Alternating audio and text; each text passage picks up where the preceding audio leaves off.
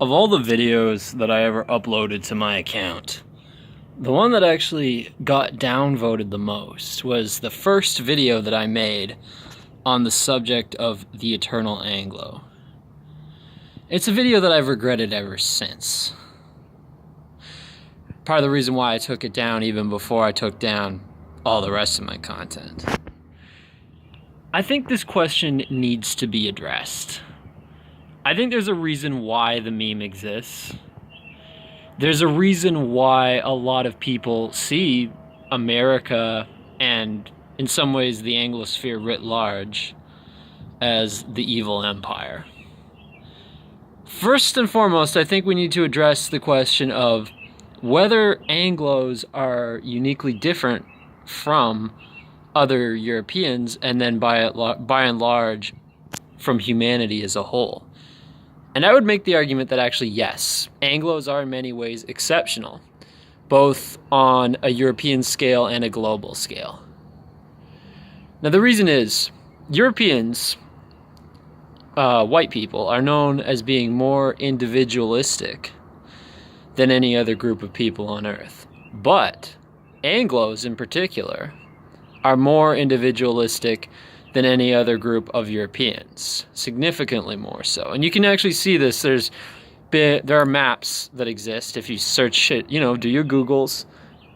There's maps of individualism by country. And England, and I guess some adjoining parts of Scotland, stand out as far more individualistic than anywhere else. The only other place that even comes close is actually Hungary for some bizarre reason. I have no idea why. And then northern Italy next. But England and nearby parts of Scotland, by and large, are far more individualistic than anywhere else in Europe, which makes them, the Anglos, far more individualistic than any other people on the planet. Unless, of course, there's some random Asian or, South American tribe that's actually extremely individualistic, but I don't think so. Hey, if anyone knows of any other people in the world who they think are more individualistic, please, by all means, prove me wrong here. But according to the documented studies that I've seen measuring individualism, I don't know how exactly they measure it, but I'm sure they have some kind of criteria. Anglos stand out from everyone else. Now, why is that? I think a big thing is geography. Churchill, in one of his speeches, asked, will this be the end of our little island tale? And the fact that he would call the story of England an island tale is very telling. Because England's nature as an island, I think, makes it different in some ways from the rest of Europe. Being an island geographically insulated England from foreign invasion for centuries, both by other Europeans and by non-Europeans. And as far as non-European invasions go, even France and Austria have felt on their own soil the tip of the spears of invading Islamic armies. The English have not. Even Scandinavians have historically had more contact with non-European, non-Caucasian peoples, with certain Siberian, I don't exactly know what the ethnic groups would be, but essentially Siberian-type peoples. As you can see, for instance, in some of the ethnic admixture of the Finnish people or the Sami people, there has definitely been some contact there, which is why you get certain lingering physical genetic features indicating that. And even in Iceland, how do you explain Bjork, right? She practically looks like a Hapa. So, point is, England, and I guess by extension Scotland, Ireland, and Wales, are probably the most insulated region of Europe from historical contact with non-Europeans, and also insulated from conflict with other Europeans because of its geographical position as an island nation. So I think when keeping in mind this entire meme of the eternal Anglo, The question has to be asked first, are Anglos distinct from other Europeans, or even from humanity as a whole? Like, for instance, a lot of people's theories on the Jewish people are based on the premise that Jews in some ways are actually just have certain traits that are just different from the rest of humanity, that make them kind of a people unto themselves. Wasn't that like the title of one of Kevin MacDonald's books? A people that shall dwell alone? Yeah. So the point is, if in some ways the Jews are unique from the rest of humanity, is it true also in some ways that Anglos are unique from the rest of humanity? Because Jews are pretty collectivist, you know? So their individualism, if, again, I could be wrong, maybe, who knows, you could point out some random Brazilian tribe from the Amazon that's actually more individualistic than Anglos. Hey, if someone can find it, by all means, prove me wrong. But right now, from the evidence I've gathered, I would say that the hypothesis that the English people are uniquely individualistic and therefore set aside from the rest of humanity in that regard, I think is a fair hypothesis. So from there, we have to ask, is there anything bad about being too individualistic? I would say yes. And I would also say, therefore, if there is something bad about being too individualistic, and if Anglos are uniquely individualistic, then is there an Anglo problem? Well, yes, there is. And I say this as somebody who's probably at least 30% Anglo myself. So if you were to do some sort of Nuremberg laws against Anglos, then I'd be on the chopping block there, okay? So I'm not saying this is an outsider. I'm saying this is someone whose first language is English, who has grown up in an English-speaking country to English-speaking parents. I mean, the majority of my ancestry is German, but I am at least 30% English by blood, probably. Maybe 20%, but probably not, not too small a number. So the point is, yeah, I don't think I'm speaking as an outsider on this issue. I think I have enough of a first-hand immersion in Anglo culture to speak with some authority on the subject. And I would definitely say that Anglos tend to be more individualistic than other people.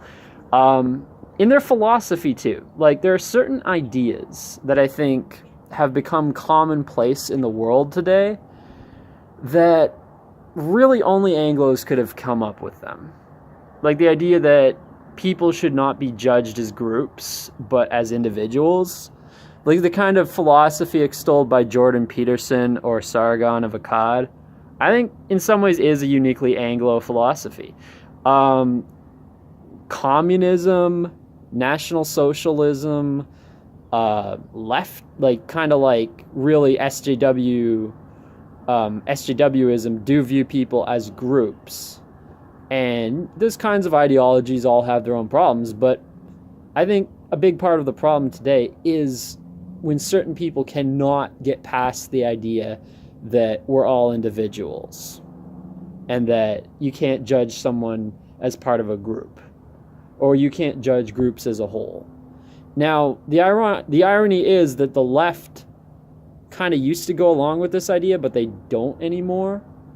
The left now says openly that group identity is okay and healthy in some cases, but they say that group identity is bad if you're the dominant group, which from their perspective is basically white males. Now, the thing is why, okay, then you're asking, okay, so why is Anglo individualism the problem if it's not the driving ideology behind SJWism? SJWism. Well, that's because the eternal Anglo is the problem where the mainstream right ideology is concerned. And the mainstream right ideology is a huge stumbling block for a lot of people. This idea that a lot of people cannot get past that, we're all just individuals, and that the problem is identity politics itself and group identity itself. And no, I would not say that's true. I would say the problem is if group identity becomes expressed in an unhealthy way. But group identity in and of itself, I don't think is bad at all. I mean, I think group identity can create beautiful things. Group identity created the historic architecture that we have in Europe. You have Italian architecture in Italy, Spanish architecture in Spain, Danish architecture in Denmark, etc. I don't think group identity is inherently bad. I think it's bad when people use their group identity to wage stupid wars against, neighboring countries or what have you, but I don't think the two necessarily go hand in hand. And I think the EU model actually is a good way of addressing that problem, which, by the way, who is it who's suddenly opposed to that? The Anglos. Now, okay, am I counter-signaling Brexit? Well, yes and no. I can understand why right now they want to leave the EU, but even Churchill, who supported to some extent the idea of a European Union at the time, he did not want England to be a part of it. So there's always been this idea, even if the EU wasn't what it is today, there's always been this idea that the Anglos are a people apart from the rest of Europe. And, I mean, that idea can be problematic in and of itself when, let's say if your goal is to foster a sense of, unity among European countries against what could be perceived as collective threats. But it also can be a problem insofar as it promotes the flourishing of this uniquely Anglo individualistic mindset. Now, I think individualism in this case also ties in heavily into capitalism. The two definitely go hand in hand. Capitalism is largely based on the idea that your worth as a person stems from what you contribute to society as an individual, financially, what you contribute in terms of your labor, in terms of your man hours.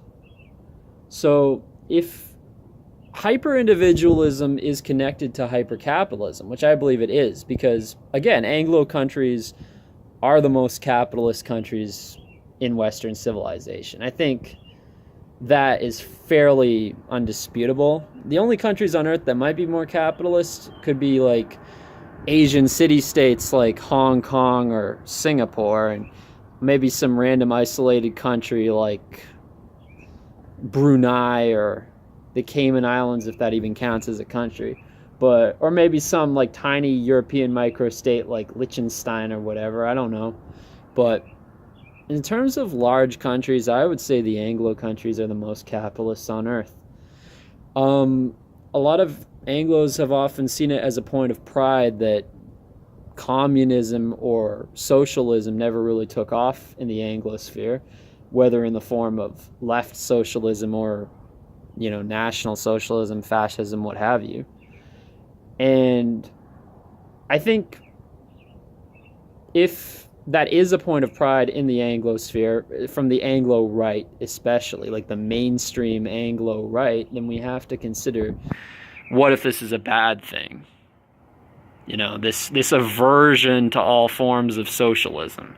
Like the kinds of aversion to socialism that you see in the United States, for instance, I couldn't see that in a non-Anglo country. It's unfathomable. Like the idea, like some of the ideas you see floating around in American politics, like that everything, like libertarians saying that everything should be privatized, and actually having a sizable number of people listening to these opinions and agreeing with them.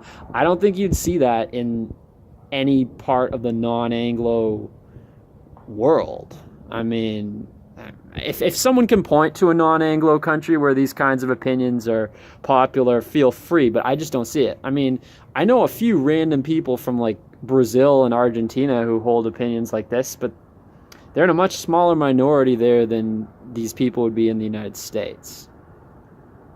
And yeah, you could tell me like libertarianism comes from the Austrian school. Well, whatever. I mean, where an ideology originated in terms of the philosopher who thought it up isn't as important as where the ideology became popular in the real world.